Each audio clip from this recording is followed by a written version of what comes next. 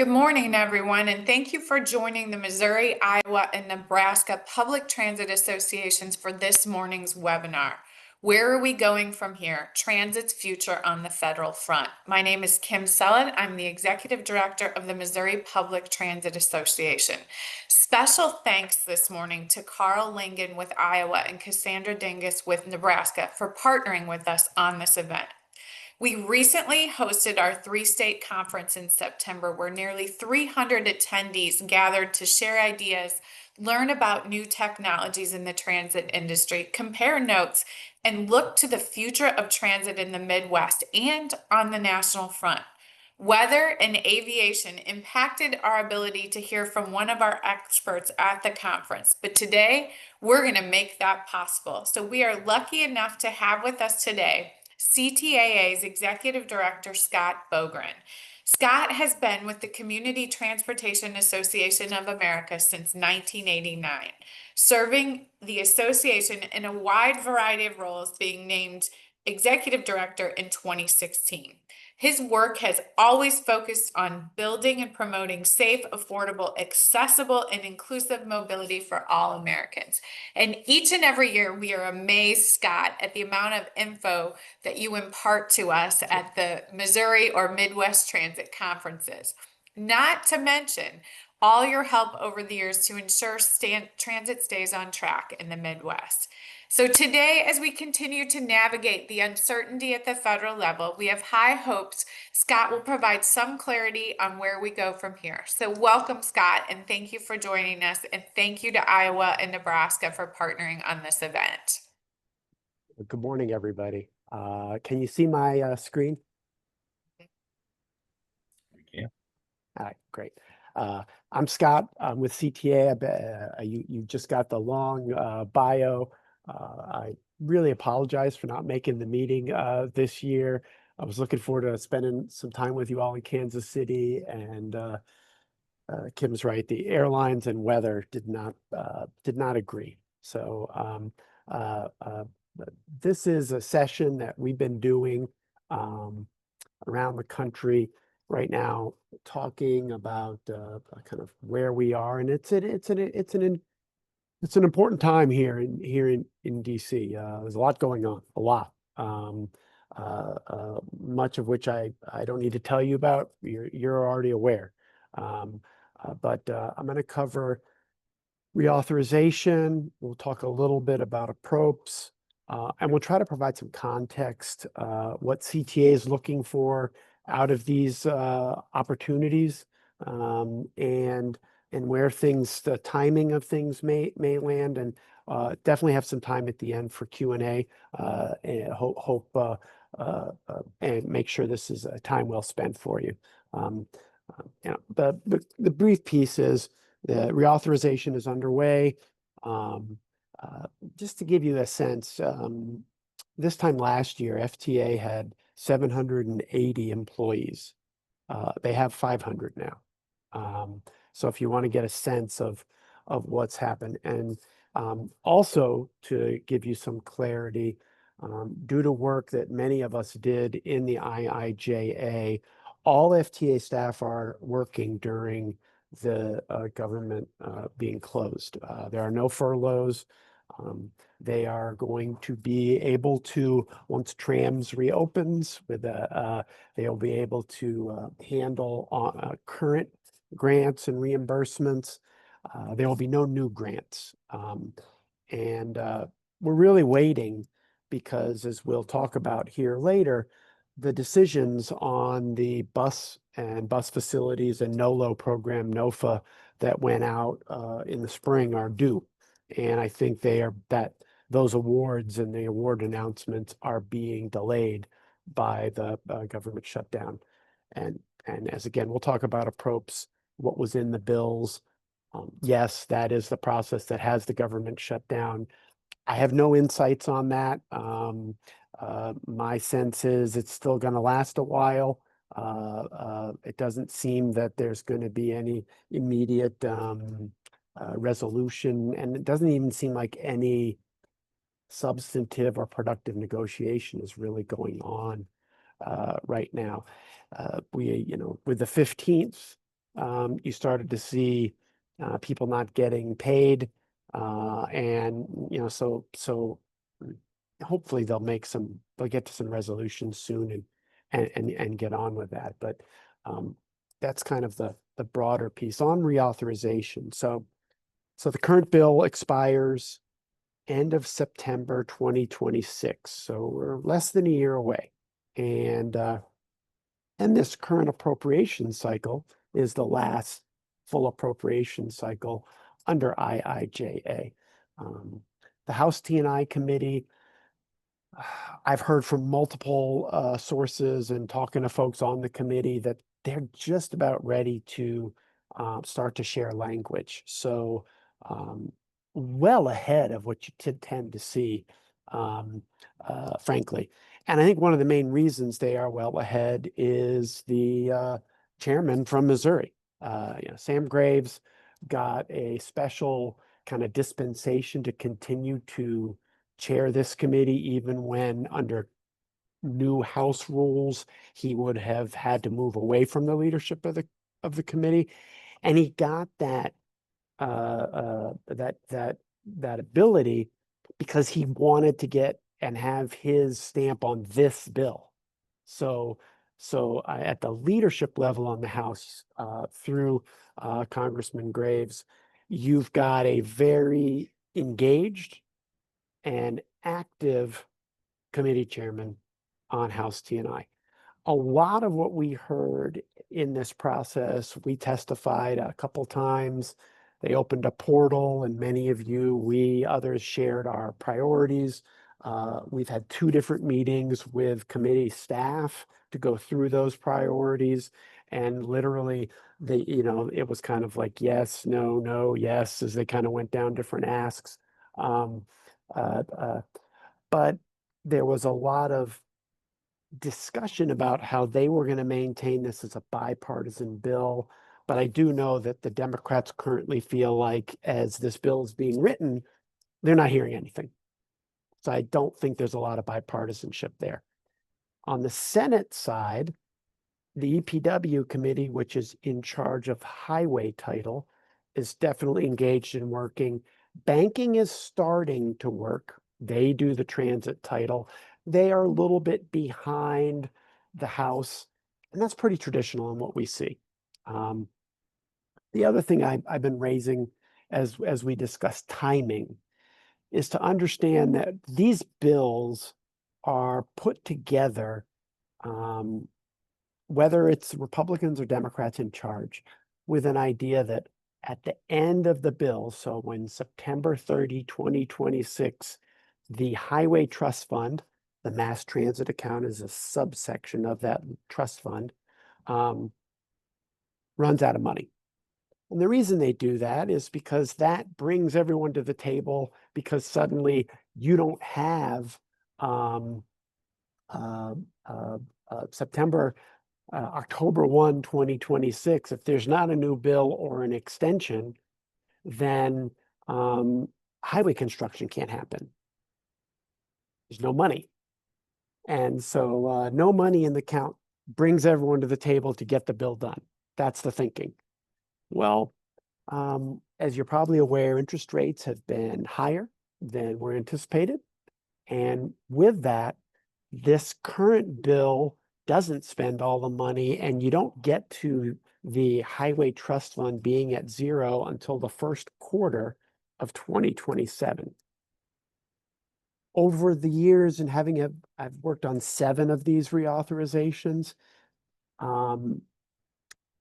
tradition and history tells us they don't get serious about this until they have to, and they don't have to get serious about this until there's no money in the account. I also will tell you, we're dealing with a different animal today than we've ever dealt with in the past. Congress's role, particularly vis-a-vis the executive function, has never been less clear than it is today. There's just tons of issues that the president and his team are asserting that frankly used to be, and if you read the Constitution, are roles for the legislators to do, not the executive, but yet, so there's just a lot of blurring of those lines right now. That's kind of where we are, and I'll talk a little further on reauthorization. These are the things that CTA focused on in our meetings, in our hearings, and in our communications with members. One, obviously, we need continued federal investment coming out of the trust fund in public transit. That goes without saying, but given the current environment, it needs to be said. Two, we are pushing in every area we can to lower the match rate for rural operating to 80-20, so that rural systems will no longer, if they choose to use their 5311 funds for operations, have to match at 50-50, but would be at 80-20. That's that consistency that you see in the second bullet point there. We have a regulatory reform agenda, which I'll go through in a second. There's in some detail.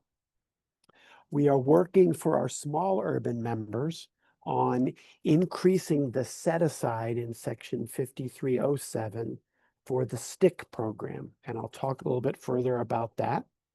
And last, we are attempting to double the set aside for state DOTs in the 5339 program for capital replacement.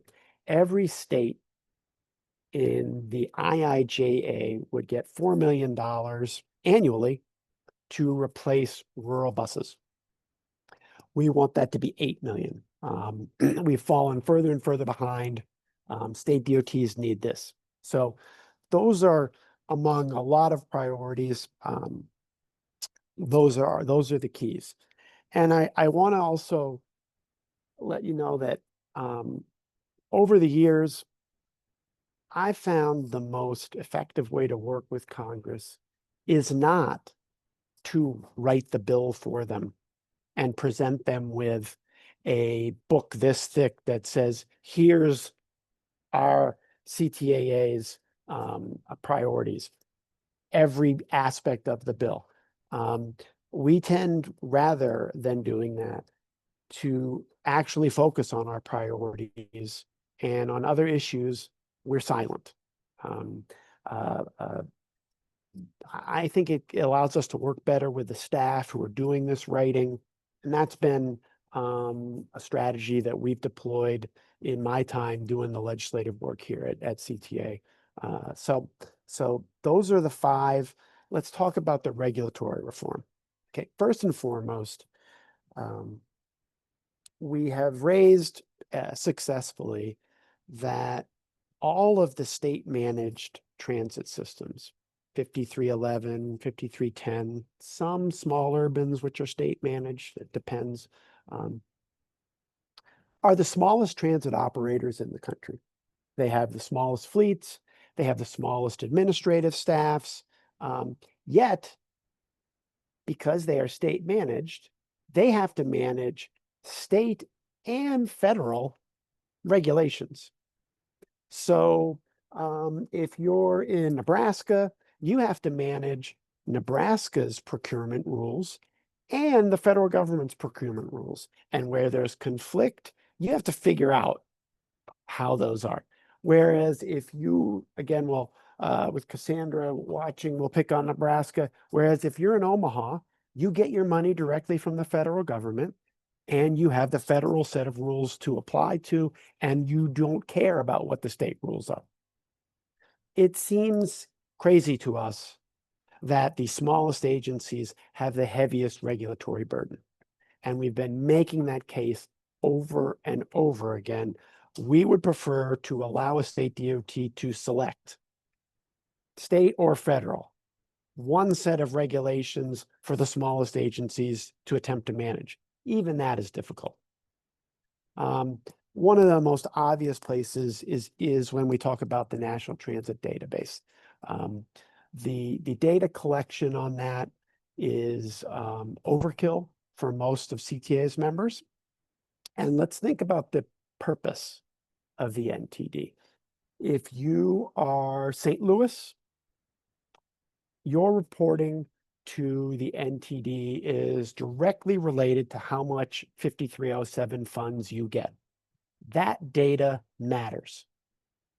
If you're a rural operator in southwestern Missouri, you have a similar burden, and not any of it matters as to your funding. The dirty secret is, if you're a small urban area, the only things that matter on your federal funds are population and population density within the UZA. Ridership doesn't matter. Rides per hour, all those things that were kept doesn't matter. Same goes for rural. 5311 funds are apportioned completely by census. There is no other rationale. So why we are, again, forcing the smallest agencies with the smallest administrative staffs to go through a data collection burden like this makes no sense. And, in our meetings with FTA and with Congress, one of the things I try to provide them with examples. And as many of you on the webinar no doubt have experienced, the validation process for NTD data submissions is crazy. It makes no sense. So, and my example I offer people is a transit agency that operates in a large college town. We could say Lincoln, Nebraska, Columbia, Missouri, Iowa City. I have members who have shown me in places like that, they have to answer 4 different times from the federal government why ridership declines in June and July, when anybody knows exactly why. And by the way, that ridership trend has happened every year for the last 2 decades. And yet 4 different times we need to answer that question. So the other piece that we've been raising with the NTD is it's overvalidated. We should answer that question once. And frankly, even once. The number of members who kept pointing out to me that they had to answer over and over again why their ridership dipped in 2020. You all know why your ridership dipped in 2020. Come on. So Buy America, just so you know, for context, the sanctity of Buy America seems to be the only thing, literally, that the Republicans and Democrats agree on in Washington, D.C. So if you're back in your office now, right now, saying, I wish these rules would go away, they're not going to. So we've heard that. We are moving towards a simplification. And I kind of now say to members of Congress, we love Buy America. We just wish it was implemented in a more common sense fashion. What is a common sense fashion? I think the easiest place and the place that we've gotten the most traction on is to say, all of you who buy, whether it's through the state or directly rolling stock, you do that. You have to check off that in order to use federal funds, that vehicle has met the Altoona bus testing piece. Yes, is it on the list? It's approved. I can use my funds to buy this. We're requesting and suggesting similarly a one-time approval of a vehicle as in this fashion it meets Buy America. Right now, every vehicle that rolls off, whether it's a cutaway or a 40-foot or a 60-foot articulated bus, every vehicle individually has to be assessed to whether or not it meets Buy America. This, you want to know why our buses cost so much? This is one of the reasons. And I've talked to the manufacturers. Last week, I went out and met with the Mid-Size Bus Manufacturing Association. So for those of you with smaller operators, your paratransit operations, your specialized ops, these are the people that build all the cutaways and minivans for the country. And they couldn't have agreed more. And their example, which I think is a useful one, is every one of them is using Friedman seats. Friedman seats are built in Chicago. Yet every bus that comes off the line, the Buy America audit has to go in and once again prove that the Friedman seat is made in America and all the components within that seat are made in America. So we want to simplify that. We have agreed with APTA on the under the hood a testing requirement going away. Even the smallest agencies don't want their drivers popping the hood and attempting to fix things that are wrong with the bus. And this is all a vestige of a rule that was written for over-the-road truck drivers. And at the very end of the rule, 25 years ago, they said, oh, and bus drivers too. School buses have already got an exemption from this. We're requesting the same. Same thing with NEPA. The easiest way to articulate this is if you're using federal highway money to build a highway interchange and you need to acquire some land, you can acquire the land and then do the NEPA process. But if a transit agency in Arkansas decides we want to buy some property that's suddenly come available right next to our current facility, they need to do NEPA first before they acquire the property. And that sequence means it's going to cost a lot more to acquire that property. And you're going to have the seller say, I don't want to deal with all this when somebody else is showing up and doesn't have this. We want FTA funds to be treated equally to FHWA funds, meaning purchase first, then do the NEPA piece. Last two here, risk-based oversight programs. We think the triennials and the state management reviews for systems in states that have had success in the past need to be much less than what they are today. They are too onerous, they take up too much time, and they ask for a lot of things that FTA doesn't even use. Last, on the used buses, we think we've got unanimity in the House and the Senate that any vehicle that once it ends its federal interest, if you sell that vehicle, all the proceeds, 100% of them, no matter what amount it is, as long as you agree to use them back to acquire your next bus, your next piece of rolling stock, it comes back to the agency. That's the simplest way to say that. Another regulatory reform piece that I think you should all be aware of, October 2nd, the US DOT announced a notice of proposed rulemaking on the DBE program, which we've known has kind of been in this administration's crosshairs from the jump. Using a state decision out of Kentucky, they are suggesting that they will strip out all race and gender pieces out of the DBE program. The new rule would say that every state DOT needs to take all of their certified DBEs, take out gender and race, and create a new way of measuring disadvantage that's largely financial, and then recertify an entire piece. And until that's done, none of this applies to you as transit agencies. That's the proposed rule. I think what that will do is tie a lot of state DOTs up in knots about this. So moving forward, I don't believe any of you will have to set goals. We'll have to provide reports on the DBE piece. But they didn't just kill DBE, which I thought would be they would just strip it out and say we're no longer, this no longer applies.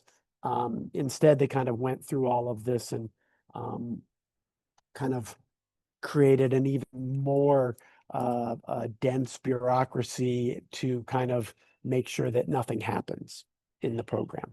But that's another piece of the regulatory reform. What has CTA been working on? A couple things. Obviously, we talked about reauthorization. In the Senate Banking Committee, we have a bipartisan bill that has, I've seen the language, it's done. It's led by Minnesota Senator Tina Smith and a Democrat and a Republican from South Dakota, Mike Rounds. So it's bipartisan, and it does a couple things, but the main thing it does is codify the 80-20 that we already talked about. The other piece of legislation that we're working on is a stick or a small transit intensive cities, and this is only applicable to the small urban operators, UZAs between 50 and 200,000. This would increase the money you get for hitting a stick factor pretty significantly. And again, we have bipartisan support for a Senate bill. And we are working on a House bill that will also have bipartisan support. For both the Senate Banking Committee bill and the stick bill, the idea is to take authorizers from those committees, have them express support and do it with bill language, and then shift that over and say, this should end up being in the final reauthorization. This has been a successful tact for us in the past. So that's kind of, and there's just a lot of other things that are happening right now that I think you all should be aware of. I was talking to folks yesterday, there's a proposed piece of language for the reauthorization that would require for all fixed route bus drivers barriers between the driver and the passengers that go from floor to ceiling. I'm still not sure where we're going to land on that, but certainly the safety of transit drivers is important and is something that we take seriously. There are other kind of smaller pieces of legislation that are bouncing around that would create new programs, and a lot of this is kind of in a wait and see once we get to see the early pieces for reauthorization. But understand that this first bill that we will see from the House is not the final law. It is the first concepts, and I'm not sure the concepts are even going to include right now funding levels. So, take all that with a grain of salt. We'll look at it, APTA will look at it, I'm sure AASHTO, we'll all kind of analyze it and say, here's what this means for you. But I want to be sure you're hearing that what is proposed by the House is not necessarily going to be what you see in the final law. It's a set of proposals. I do think it will set the agenda, and it's important, but it's not the final piece. Let's talk, as we've seen this transition into the new administration, what are the big issues transit-wise that we're looking at? First off, and Carl in Iowa had an interesting experience, and many of you, I know, the Iowa DOT, we can't let any awards lapse anymore. So whether you're a state DOT that is here participating, you're an agency that gets direct awards, obligate. Okay. We are not in a time anymore where we can sit on a grant that was awarded to us for 2 or 3 years and then just obligate it at the end and go for it. I think that will result in grants being rescinded. And it's just the simplest way I can say. You don't want to be on that side of this issue. Moving around, a lot of state DOTs, 22 states, were presented with master agreements that they cannot agree to due to things in their states, laws in their states around sanctuary and all these other issues that are not transit issues. But if you read what's in the master agreement and you read what the state has in its state law, they won't receive federal funds. Is the simplest way to do that. And this gets back to the issue that I was discussing previously, which is the very murky and blurred boundaries between the executive and the legislative branches of the government right now. And, if you want to know what's the biggest difference with this administration, and there are a lot, but the biggest one is we have an executive branch that is not limiting itself to after they came into DC, putting their thumb on the scale, but they're going back. And that's a big difference. Every administration, everyone that we've worked with arrives with what they perceive to be a mandate, and they make changes in the way discretionary funds are doled out and all that. That is a natural, that's called winning an election. None before has ever said, and decisions made and approved by Congress in the previous administration are also going to be subject to change. That's a first. And the master agreements are a part of that. I expect a lot of this to eventually end up in the Supreme Court, and it's all making its way there. But the courts are going to have a big piece to this. Bus capital. Well, the good news. The administration, the Republican Congress has voiced support, continued support for dedicated bus capital at the levels we're used to seeing. I would tell you that I fully expect within the House bill to see the no-low program disappeared. But I've talked to both the administration and the Republicans, and they've assured that they're going to take the money that used to be dedicated to no and low emission bus and move it all into bus and bus facilities. This is kind of in line with what CTAA has been saying throughout the emphasis that we saw at the end of the previous administration on zero emission buses, which is our communication to Congress was local agencies should be making these decisions. Their boards and local agencies should be making the decisions about the whether or not they want to go into the zero emission space. And there are places where that's working and they should continue. There are lots of places in the CTA membership where that doesn't work and can't work, and they shouldn't be held to those pieces.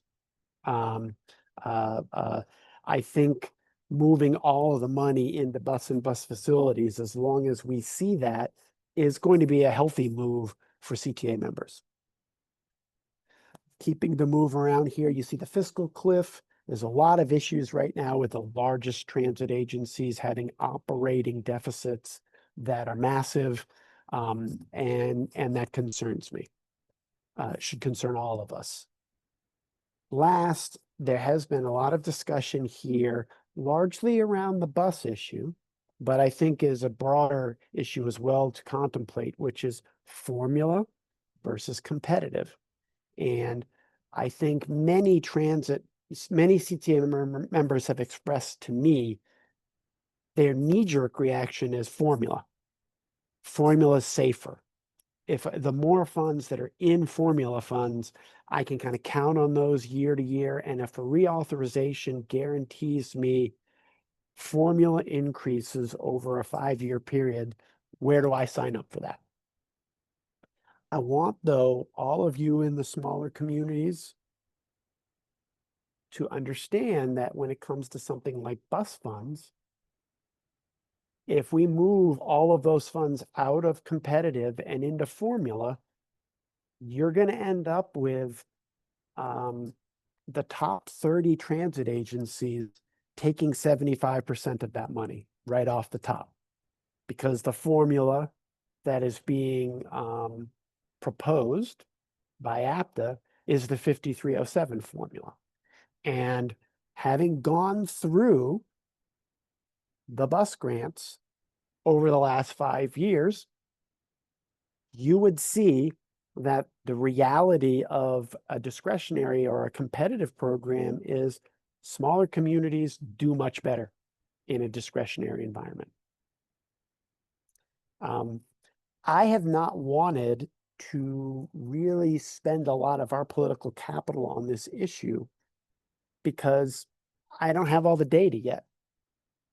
When the government reopens, we will see the awards that this administration makes in the bus NOFA that included NOLO. And that should be, we will see how much zero, low do they fund?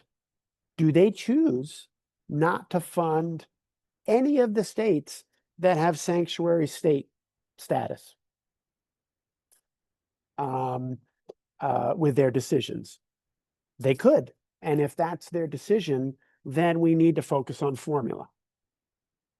So I think for me, there's a wait to see what is decided by the administration in the current and soon to be announced bus awards.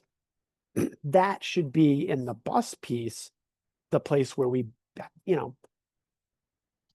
I like to make decisions with the best information at hand. That's the one. So this is, kind of what's been going on in DC. A lot of members are saying, Scott, what can I do? It just seems like there's a crazy amount, we're drinking from a fire hose. There's a lot of, I think, unpredictability by design with the current administration. And there's a lot of seeking of headlines and optics, but not doing work to make changes, but instead just seeking the quick headlines. So one of the things I try to tell a lot of members right now is like, don't react to every headline. Wait. You all have work to do. You provide trips in your communities every day. Today you have a bunch of trips you need to make. Tomorrow you have a bunch of trips to make. Focus on doing that safely and efficiently. All right, that's your calling card, is the service, and the service has to be done well. Tell your story from local, state, and elected officials. You've got to tell your story now. And we can help you. APTA can help you. Your state transit association certainly will help you. In you've got good ones in Missouri, Iowa, and Nebraska. Lean on them. But now's not the time to just hope they don't pay attention to you. They are going to pay attention to you. So someone is going to tell a story in your community about public transit. Do you want it to be the people that you read on social media who say those buses are always empty? Why are we paying for this? Who have no understanding of your work? Or should it be you and the people who depend on your service? I think you know the answer to that. Focus on your value, focus on the outcomes you create in the community, and learn to talk about transit in the right language for the audience you're speaking with. And last I'll say is stay informed. Again, you've got effective, engaged state associations. You've got us. Some of you have other associations as well. Stay engaged. Everyone I myself included, wants to at some point in time right now turn the news off and never turn it on again. And you know, I understand absolutely that, but you've got to stay engaged enough so you know what's happening and you can react to it in the right timing, and that you make the messaging you need to make right now. So we're right at 40. I think it's a good time to open it up for questions. I just that's my email. You see my cell phone number there. You have any questions, you want any more on this, and you don't feel like asking in an audience, reach out to me directly. I know that Kim, Carl, and Cassandra will make this PowerPoint available to you all.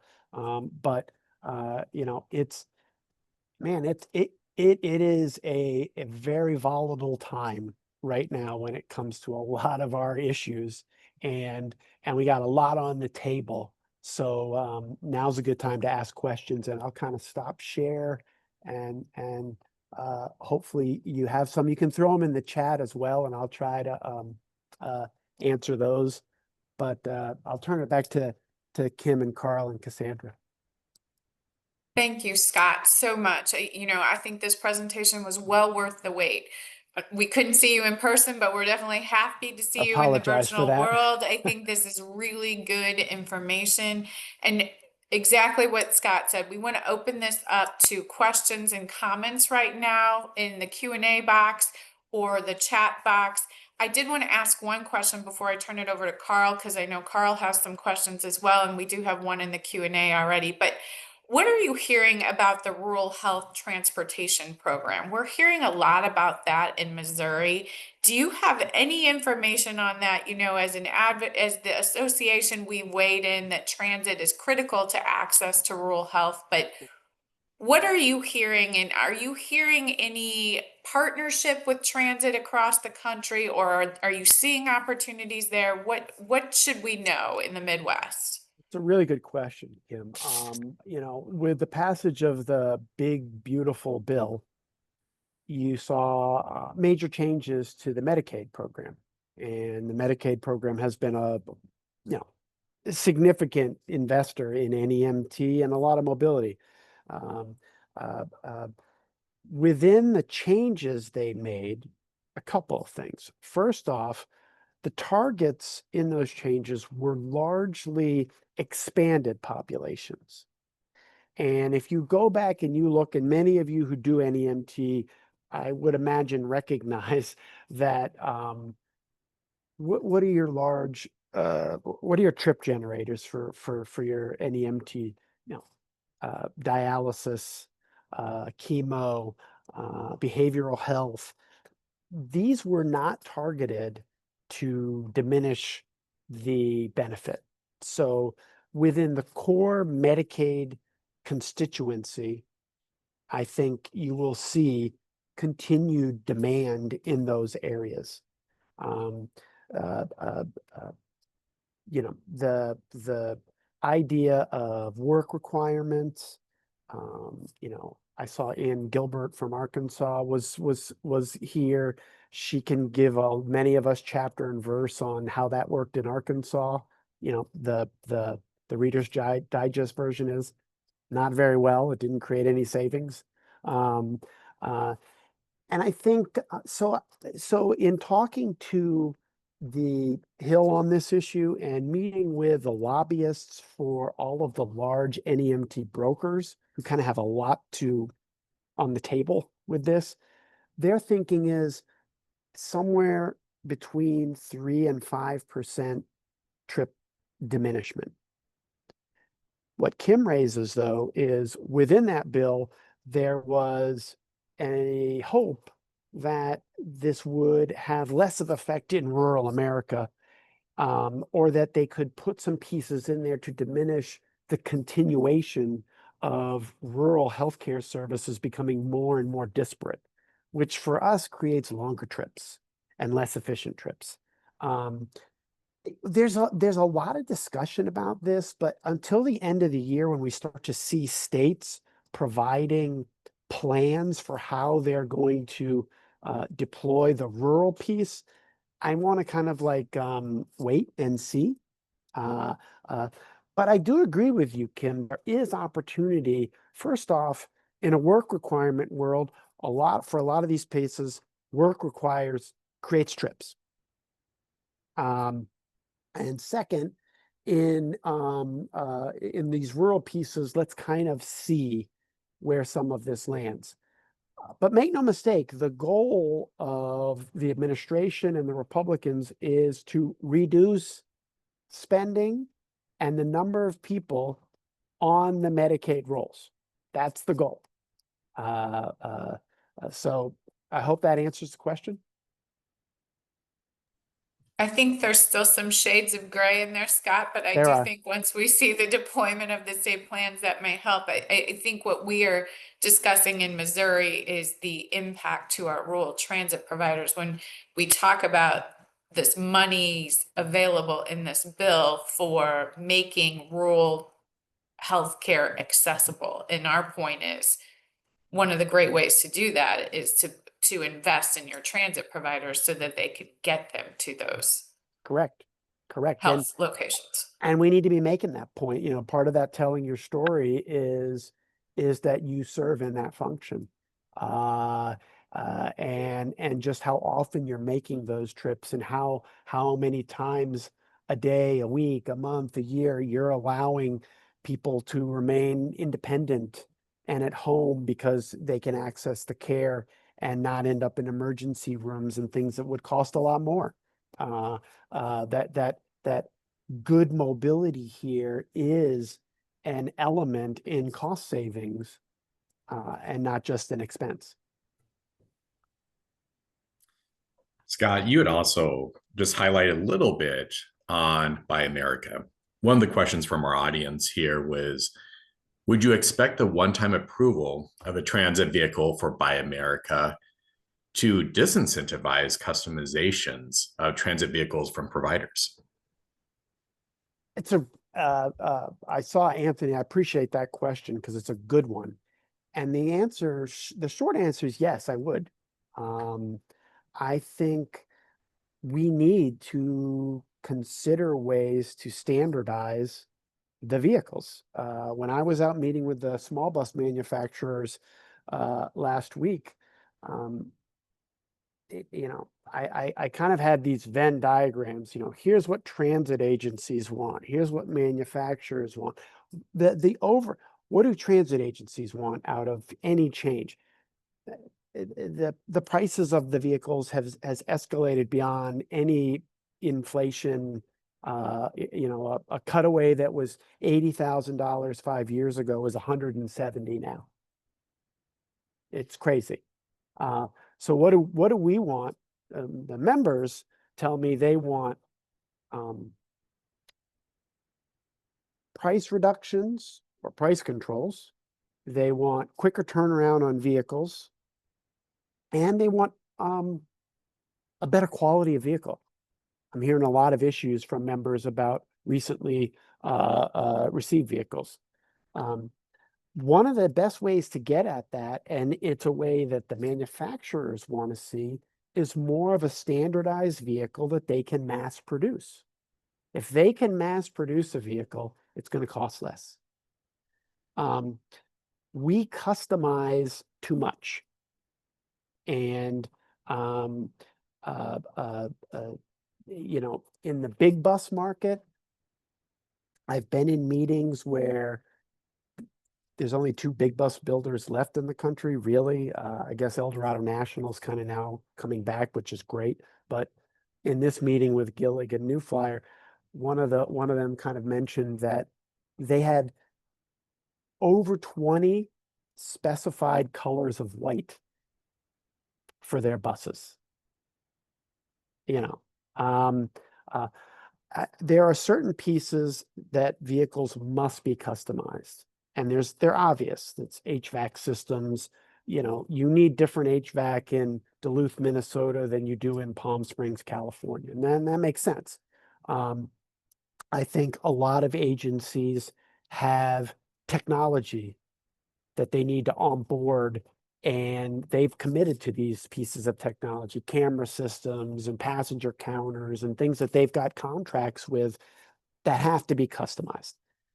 But, you know, the more you can consider as a purchaser, standardizing 80% of that bus, and even to an extent, one of the biggest issues is like paint, white paint versus wrapping a bus versus any of these things are kind of on the table right now. I'd expect to use the Buy America piece to get to some of this, but so the largest cutaway manufacturer, when I met with them in January, and I went out and I toured their facility, and it was fascinating, as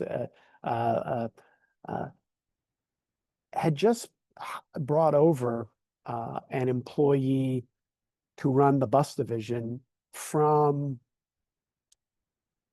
private sector RVs.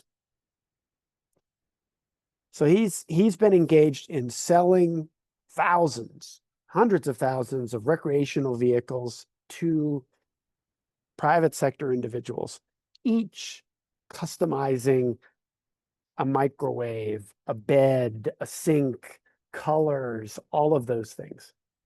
He arrives in January into the commercial bus division and is astounded at how much more customization there is in our buses than there are in private sector RVs.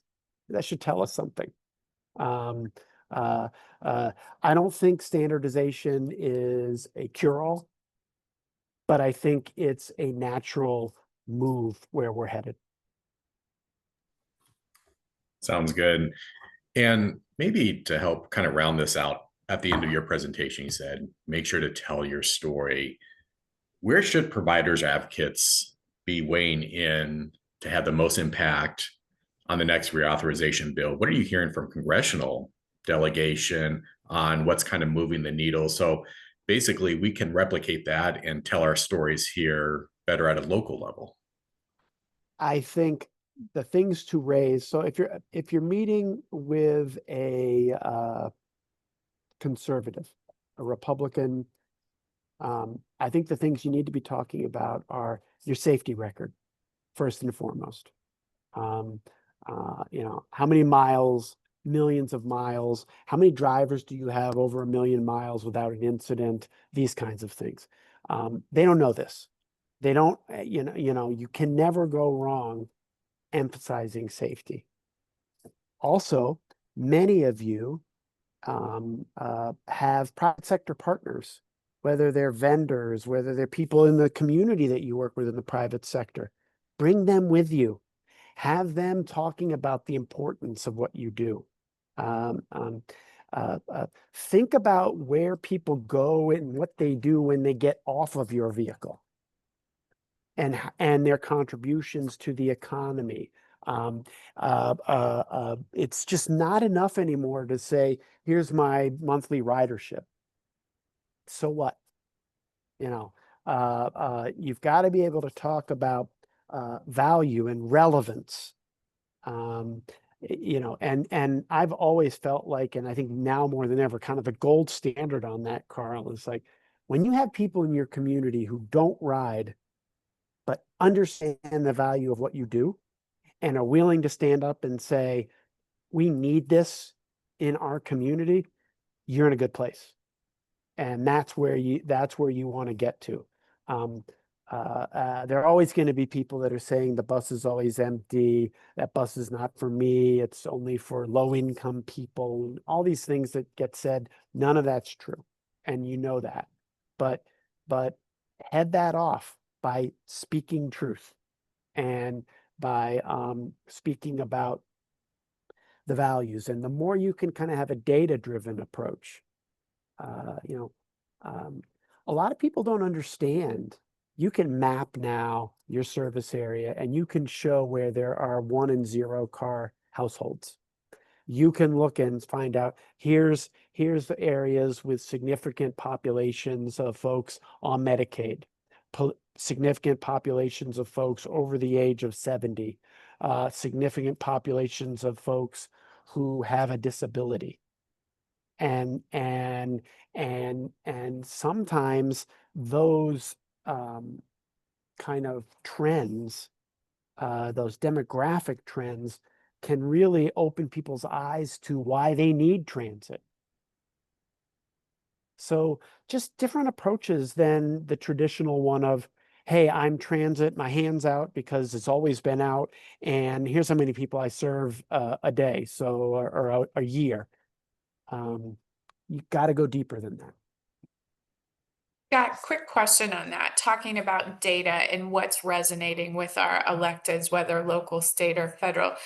In Missouri, we've invested in economic impact studies and transit needs assessment, and I know Iowa has invested as well. What other data is missing with regards to studies? I mean, that's where we're at in Missouri right now. What is the missing story we're not telling? What data do we need to be mining next to ensure that people understand the value of public transit, whether they ride it or not? You know, having just recently met with a lot of members about the STIC program, it was fascinating to see largely Republican offices I was dealing with, and to say, you should invest in this program because look at the uptake. So there's 350 small urban areas in the country. And in the last 15 years, with the creation of the STIC program, every year, another 10% of those small urban agencies starts to get a factor. And what that means is they're adjusting their service and they are focusing on how do I be more efficient with the federal dollar. And that was a really positive piece when we raised that and we said this incentive program makes systems operate more efficiently to serve more people, more efficiently. And here's 6 factors. So that's one way, I think, efficiency. And when you can, I've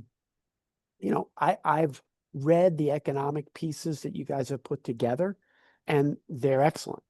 And you got to get away though from, it's easy to say things like, for every state dollar invested, there's this return. I find, and it's a sad reality, is facts don't matter anymore. I don't know how to say this but it's like, so You're breaking my heart, Scott, here. You're I breaking know. my heart. Yeah. You just invested We're a in lot of money trouble if our to facts don't get matter facts and anymore, data Carl. here. Well, so what I think you need to do is put together that fact with the private sector entity that's there saying, yeah, I benefit from this. Whether it's a manufacturer, it's a component manufacturer in a district, it's for some rurals, it's the local shop that does all of the maintenance and on the vehicles. It's not enough to say there's $4 return for every one invested. It's then to say, how? What does that look like? To provide enough context for the fact that it's irrefutable. And it's not just a fact that kind of sits out there. Okay, everybody who comes in to every state senator or United States senator's office has some fact they throw out. And how do we make that fact come alive? Is I think the best way, the way to do that. Great. Thank you very much for that. Carl or Cassandra, any other questions for Scott? Any other questions from our audience? So it looks like we just got one, Scott. They are looking for the anticipated changes to the entry-level driver training rules. Any thoughts on that? So the changes, and I kind of talked about that briefly when we were talking about the over the road, the under the hood testing, um, is all going to be adopted at the state level. I mean, that's the problem. That's the challenge with CDL pieces, is it's 50 different motor vehicle administrations that are all kind of implementing their policies in a certain way. So the best thing you can do is whatever state you're in, check in, let them know that this some of these rules have been alleviated, and what's their implementation schedule, because that's always the key. And Kim, I also see there's a question that came in. Are there any transit agencies that are participating in a test market for autonomous transit? I will tell you, I think there's going to be a push in the IIJA reauthorization bill for autonomous technologies. And I think the administration is enamored of these ideas, and how those can work for smaller communities is something that we are talking actively with them about. We had a big meeting scheduled right before the government shutdown that got postponed until the government reopens, to discuss what are the factors that would make certain rural and small cities more practicable to test autonomous technologies. Where are the private sector partners that can help with these things? How do we maintain safety? CTA has raised accessibility. So that's a good question from the anonymous person who asked it. Keep your eye on that. We point to a Grand Rapids, Minnesota, population 10,000, has a 2-year now run of an autonomous service within its community. It's open to the public. People are using it. So the idea that that is decades away is wrong. There are certain conditions, though, that you have to see. And I think they're pretty unique sets of conditions. We've worked with a bunch of communities that have asked us to help them run an AV. And in each case, we've kind of come back and said, it's not the right time yet for it. The cost would be so excessive, it doesn't make sense. But we're moving in that direction. Great. Okay, great. I don't see any other questions. I know we're just about at time. I want to thank everyone for joining us this morning. Thank Carl and Cassandra for helping to put this program on. And Scott, thank you for your time today and your expertise. This recording will be made available on the mopublictransit.org website later this afternoon. We'll also be sharing it with Carl and Cassandra so that you can share with your members as well who maybe didn't get a chance to join us this morning. We are also going to be hosting an advocacy workshop on December 4th. Scott has agreed to come back and join us. And that really is to get to what he brought up, helping us learn how to tell the stories of public transit at the local, state, and federal level, especially right now as decisions are being made. We need to make sure that your narratives are getting out there. So we will have a virtual workshop on December 4th.